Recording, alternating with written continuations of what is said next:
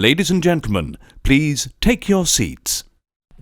You know, that journey that we all have to take to find ourselves tends to be a complicated one, and if you're within the sound of my voice, that must mean you are in the seats with once more. As always, my name is Dave Voigt, and I'm the host of this podcast where we sit down with a wide-ranging variety of industry professionals and we pick their brain about current projects, state of the industry, how they got started, and so very much more in a light and conversational fashion. And if you like how we do things around here, I'm going to assume that you do, because you're listening right now.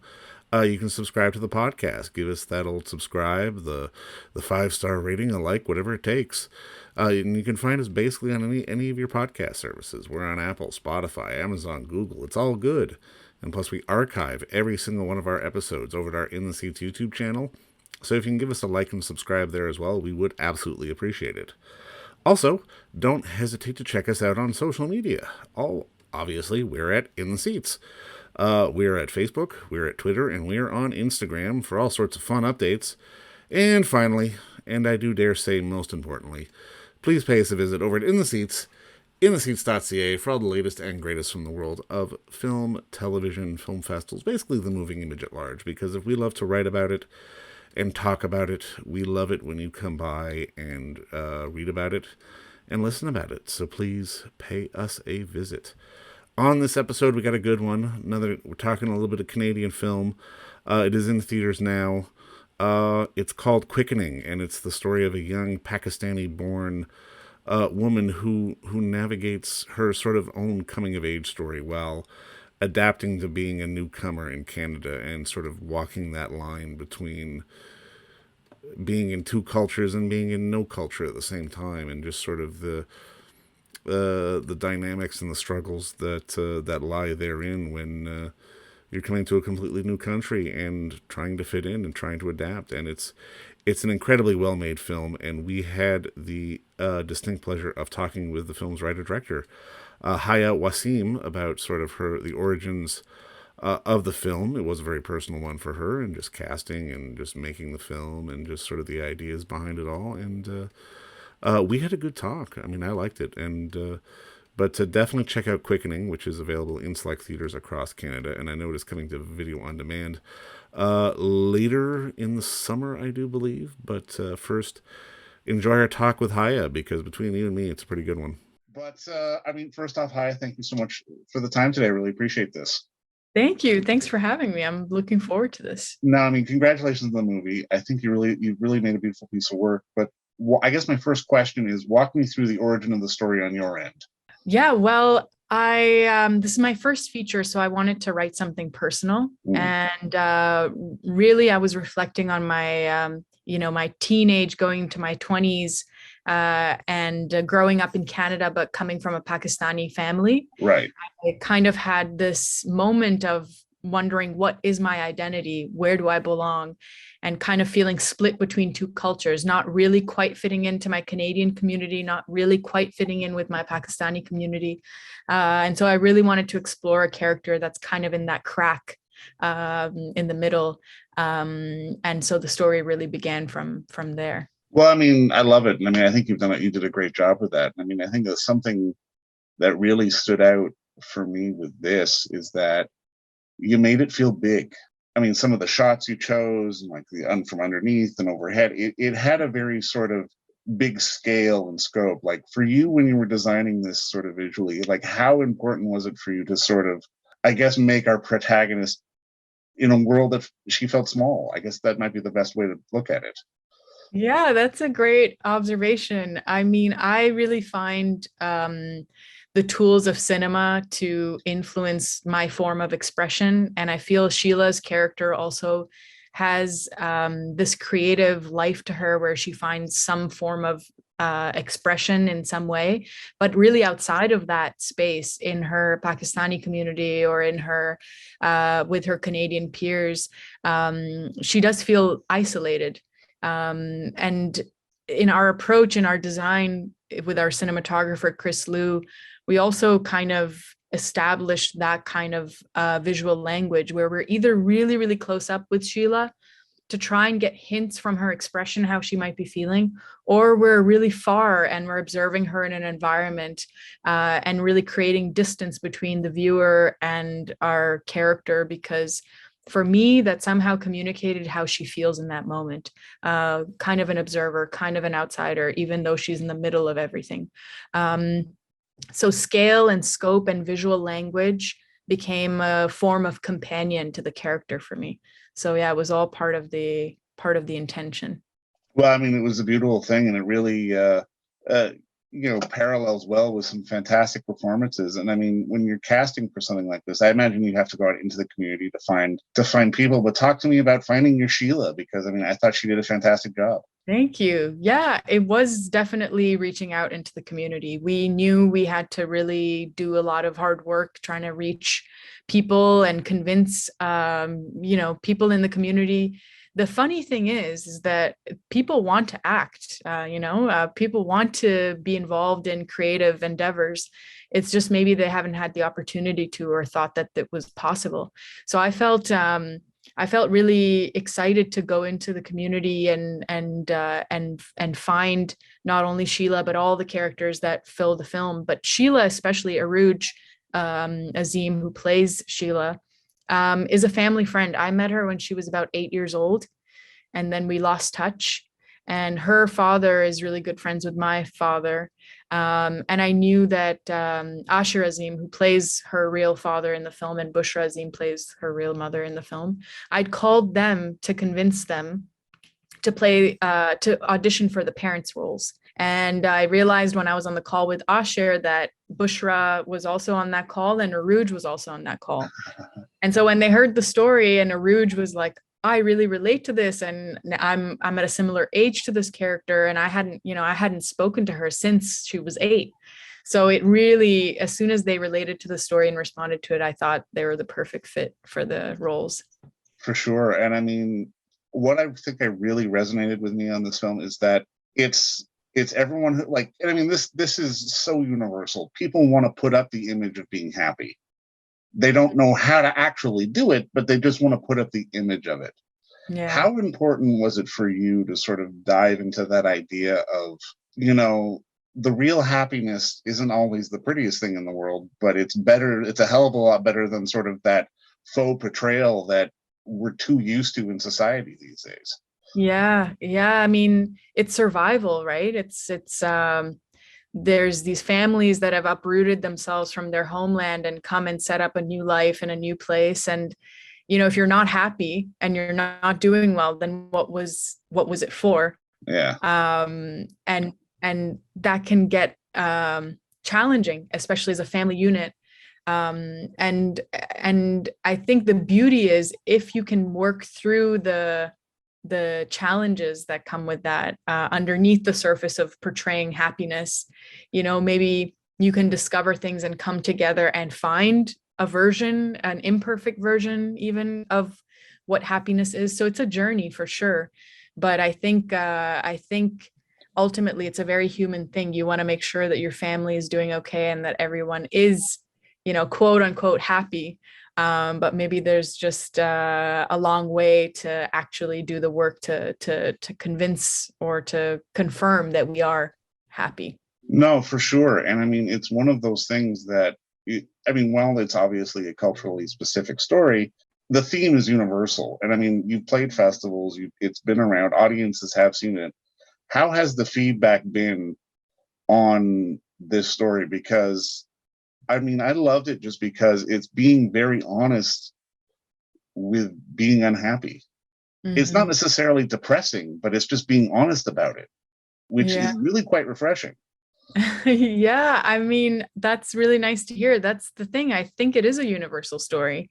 I think everyone has that struggle with, with being autonomous and having a place and an identity for yourself. And that can come with challenges if you're truly in pursuit of that, and I think maybe especially for communities that are from different backgrounds, there's added challenges, but I agree with you. I think that's something that's universal, and being happy with, or not being happy with, but being comfortable with not being okay is a mental health related issue. Yeah, totally.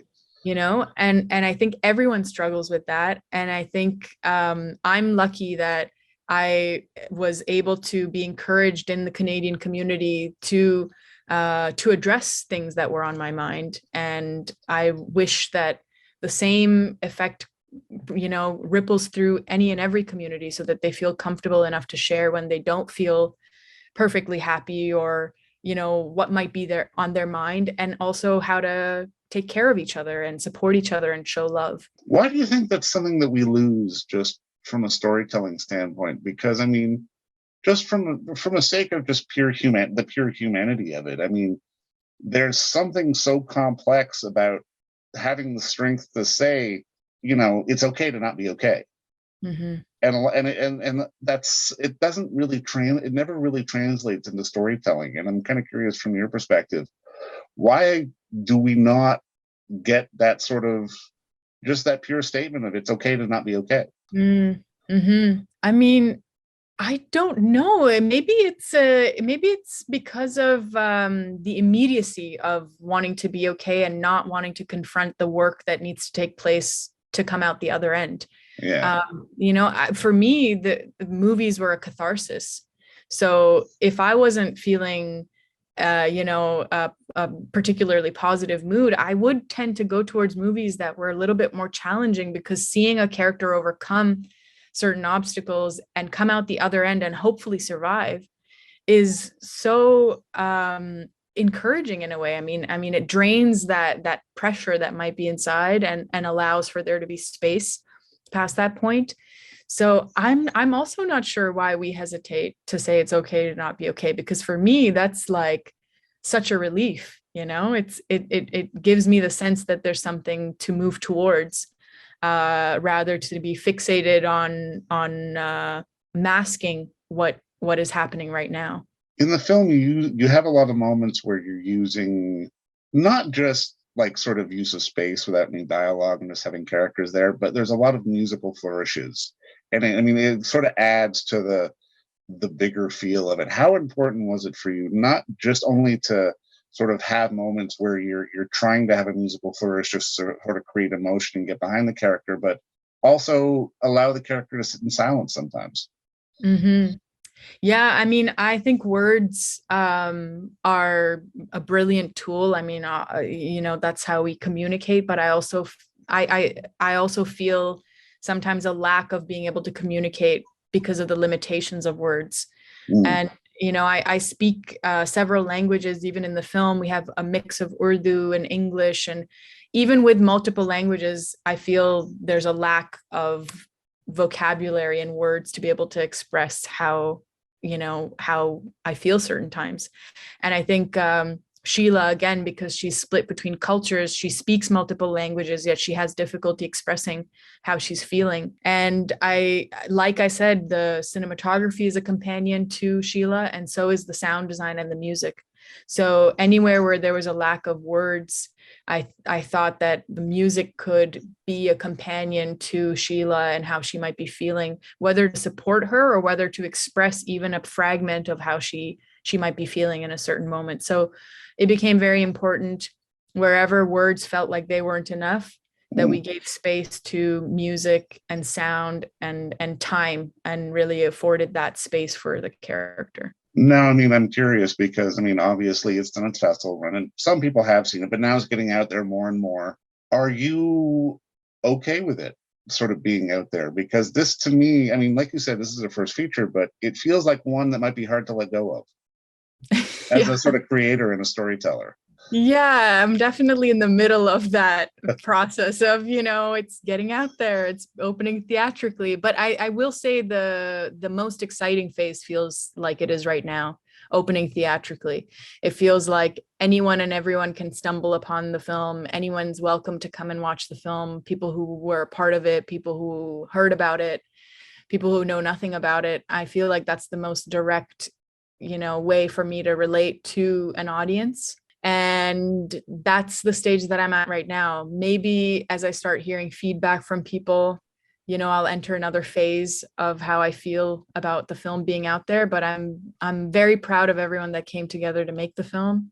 And I am just happy that a story like this is out there for someone to watch. And if they can relate to it in any way, that was all that I, hoped for, companionship. That's all. That's the word that I keep coming back to.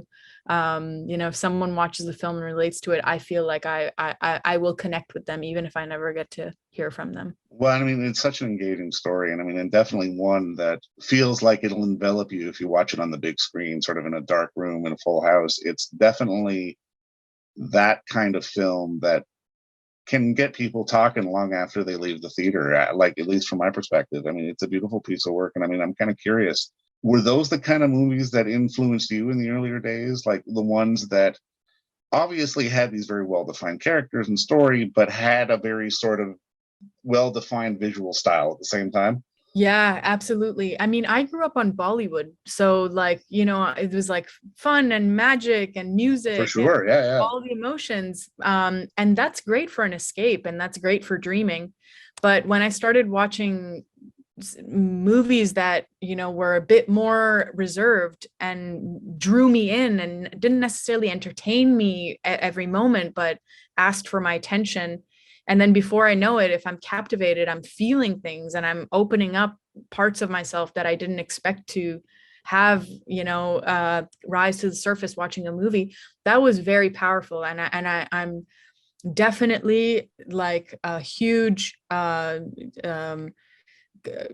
don't know what I would say. I'm in awe of cinema. I think, Yeah. I think images and sound, like now when I see movies where the story is really compelling, but if in my opinion the craft was not taken full advantage of, I think it's it's a little bit of a loss. I mean, I will always appreciate a strong story beyond anything else, but when the images and the light and the sound can do something to invoke emotions in you, I think that's like magical. Yeah. Well, you know what? I couldn't agree with you more. And I mean, I definitely think your film qualifies in there because it's, again, it had the courage, like we said, to just admit that it's okay to not be okay, and to sort of put that out there, and to work through it, and you don't have to hide it. And I mean, I think that's a fantastic message, and I think you've done a great piece of work. And just, thank you for the time today, and again, congratulations on the film. Oh, thank you so much. Thank you. I appreciate it. Thanks so No much. problem. And don't forget to visit our friends over at Bay Street Video for all your DVD, Blu-ray rental, or purchasing needs this summer, as they are still open for curbside and some mailing delivery as well.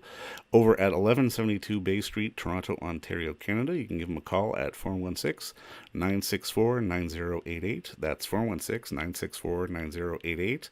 Or send them an email at baystreetvideoto@gmail.com for any of your DVD and Blu-ray needs.